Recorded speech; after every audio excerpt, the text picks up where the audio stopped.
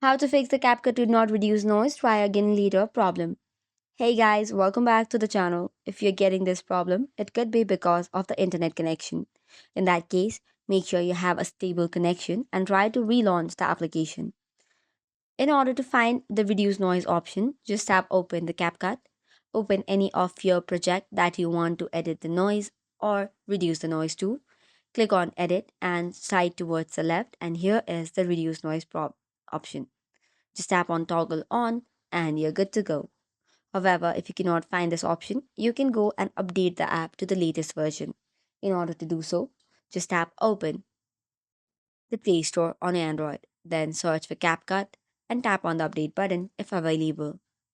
However, if doing this also does not solve the problem, you might have to reinstall the application by uninstalling it once and reinstalling it.